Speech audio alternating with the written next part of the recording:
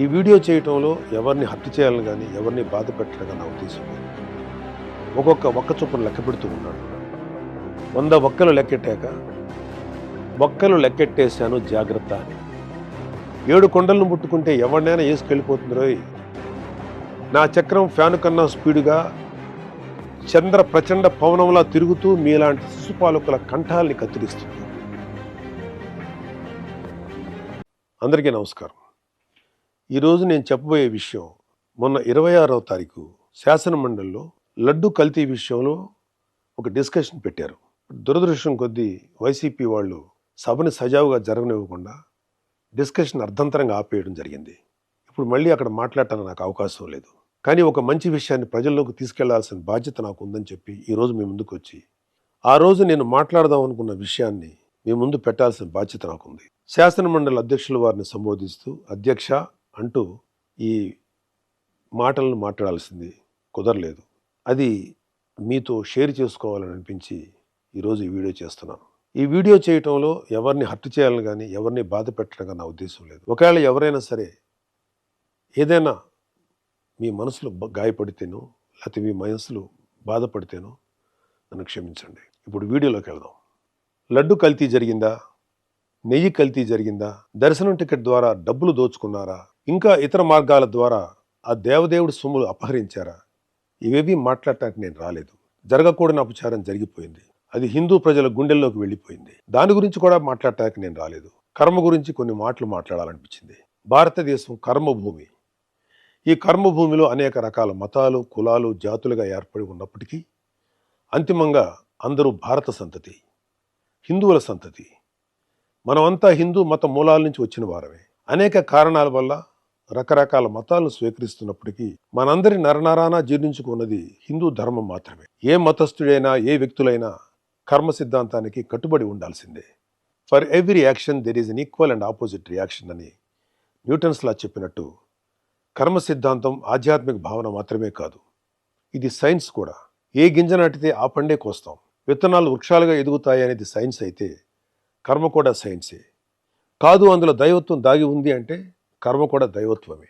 కర్మ సిద్ధాంతానికి విశ్వవ్యాప్తంగా అనేక మంది ఏదో ఒక విధమైన డెఫినేషన్ ఇచ్చిన వారే. మంచి పనులు చేస్తే కుటుంబానికి, మనకి, పిల్లలకి కూడా మంచి జరుగుతుంది. తప్పు చేస్తే పిల్లలకి, కుటుంబానికి, మనకు కూడా మంచిది కాదు. Karma has no menu. You get served what you deserve. Eventually everybody will have to face the karma whether it is good or bad. దైవద్రోహం చేయటం అన్నిటికన్నా చెడు కర్మ. ఒకవేళ దేవుడితో పెట్టుకుంటే దేవుడైనా క్షమిస్తాడేమో కానీ కర్మ మాత్రం ఎవరినీ క్షమించదు. కర్మ అనేది కంటికి కనిపించిన ఒక శక్తి. Even god has to face it. భగవంతుడు కూడా మానవ జన్మెత్తితే కర్మను అనుభవించాల్సిందే. కురుక్షేత్ర సంగ్రామంలో ధర్మాన్ని పరిరక్షించడానికి శ్రీకృష్ణుడు వేసిన కొన్ని వ్యూహాలు, తద్వారా గాంధారి శాపాన్ని తన కర్మగా స్వీకరించిన భగవానుడైన శ్రీకృష్ణుడు కూడా కర్మను అనుభవించక తప్పలేదు. కర్మ ఎవరైనా సరే అనుభవించాలి అని చెప్పడానికి ఇదొక ఉదాహరణ. దైవాంశ సంభూతిని అనిపించుకున్న గొప్ప వారు కూడా ఏదో కర్మ చేస్తారు, దానికి తగ్గ ప్రతిఫలం అనుభవిస్తారు. ఒక ఇంటి యజమాని చేసే మంచి చెడుల ప్రతిఫలం కర్మ రూపంలో ఆ ఇంటి మొత్తానికి వస్తుంది.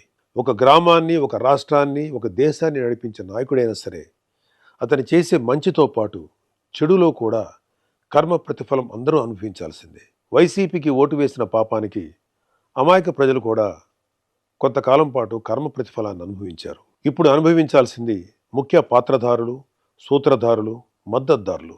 కోట్లాది మంది భక్తులు వాళ్ళ కష్టాల నుండి, బాధల నుండి, వారి తప్పుల నుండి విముక్తి పొందడానికి తమ కష్టార్జితాన్ని ముడుపుల రూపంలో, మొక్కుల రూపంలో చెల్లించుకుంటారు. అలా చెల్లించుకున్న కానుకలకి వాళ్ళ కర్మ తాలూకు శక్తి ముడిపడి ఉంటుంది. దేవుడి దగ్గరికి వెళ్ళాక ఆ కానుకల్లో ఉన్న మంచైనా చెడైనా ఆ దేవదేవుడి తీసుకోగలడు. దేవుడే దానిని ప్రక్షాళన చేయగలడు. భగవంతుని ప్రక్షాళనతో, పూజలతో పవిత్రీకరించబడిన ఆ డబ్బును తిరిగి ప్రజల కోసం, ధర్మ పరిరక్షణ కోసం వినియోగిస్తారు. వెంకటేశ్వర స్వామి డబ్బును కల్తీ లడ్డు రూపంలో, కల్తీ నెయ్యి రూపంలో, టికెట్ రూపంలో, ఏ రూపంలో తిన్నా ఆ కర్మను తీసుకోవాల్సిందే. దాని ఫలితాన్ని అనుభవించాల్సిందే. ఆ దేవదేవుడు రాగద్వేషాలకు అతీతంగా ఉంటాడు. కానీ కర్మకు అవేమీ ఉండవు. తిరిగి ఇస్తుంది, తప్పకుండా ఇచ్చేస్తుంది. Because it is science. మీరెన్ని వాదనలు చేసినా, ఎంత పెద్దవారైనా చేసిన చెడు కర్మ మిమ్మల్ని వదిలిపెట్టదు. ఒకవేళ కూటమి ప్రభుత్వం కూడా మిమ్మల్ని క్షమించవచ్చేమో. ఆఖరికి దేవదేవుడైన ఆ శ్రీ వెంకటేశ్వర స్వామి కూడా మిమ్మల్ని క్షమించవచ్చేమో, కర్మ మాత్రం మిమ్మల్ని క్షమించదు. అనుభవించి తీరాల్సిందే. ఎవరు ఆగం అవ్వాలని, ఎవరు నాశనం అవ్వాలని మాత్రం మేము కోరుకోం. కానీ కర్మ ఎవరిని వదలదని మాత్రం సూటిగా చెప్తున్నాం. కర్మ క్యాన్సర్ కన్నా భయంకరమైనది. క్యాన్సర్కి చికిత్స ఉందేమో, కానీ కర్మకు చికిత్స లేదు. క్షమించమని ఆ స్వామివారిని కోరుకోవడం ఒక్కటే మీరు చేసే పాపానికి ప్రాయశ్చిత్తం.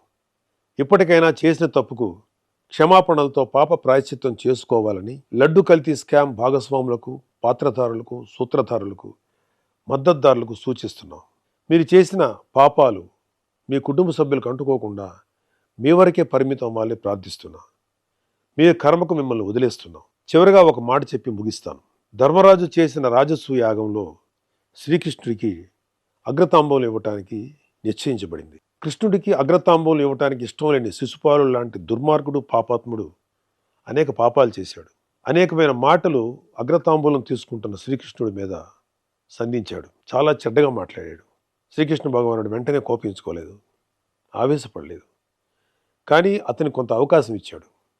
ఆయన ఎదురుగా ఉన్న పళ్ళెంలో వక్కలున్నాయి. అతను మాట్లాడే ప్రతి చెడు మాటకి, ప్రతి చెడు చేతకి ఒక్కొక్క ఒక్క చొప్పున లెక్క పెడుతూ ఉన్నాడు. 100 వక్కలు లెక్కెట్టాక శ్రీకృష్ణ భగవానుడి చేతిలో ఉన్నటువంటి సుదర్శన చక్రం ఆ శిశుపాలుడి కంఠాన్ని ఖండిస్తుంది. ఈ సీన్ని శ్రీకృష్ణ పాండవీయం అనే చిత్రంలో దివంగత నందమూరి తారక రామారావు గారు, మాజీ ముఖ్యమంత్రి, మహానుభావుడు శ్రీకృష్ణుడు పాత్ర వేసినప్పుడు మన కళ్ళకు కట్టినట్టు చూపించారు. హైందవ ధర్మాన్ని ఆచరించే ఉత్తముడు, నా స్నేహితుడు తనికెళ్ళ భరణి గారు ఈ లడ్డు కల్తీ విషయం తెలిసిన తర్వాత బాధతోటి, ఒక రకమైన వ్యంగ్యంతో ఒక కవిత లాంటిది చెప్పారు. దానికి ఒక పేరు పెట్టారు ఆయన, బొక్కలు లెక్కెట్టేశాను జాగ్రత్త అని. ఎందుకో అది కూడా మీకు చదివి వినిపించాలని నాకు అనిపించింది. ఈ కవితని శ్రీ వెంకటేశ్వర స్వామి పాయింట్ ఆఫ్ వ్యూలో ఆయన చెప్పడం జరిగింది. కల్తీ లడ్డుని కళ్ళకద్దుకొని నోట్లో వేసుకున్నాను. వెంకటేశ్వరుడి గొంతులో వెలక్కాయ పడింది, పచ్చి వెలక్కాయ పడింది. నేను కేశవుణ్ణా, శివుణ్ణా? నా గొంతులోది తిరుపతి లడ్డూనా, పశుపతి మింగిన గరళమా? వడ్డీ కాసుల వాడికే లాస్ చూపించిన ఆ జగన్నాటక సూత్రధారి నువ్వేనన్నమాట. 7 కొండలను ముట్టుకుంటే ఎవరినైనా వేసుకెళ్ళిపోతుంది రోయ్.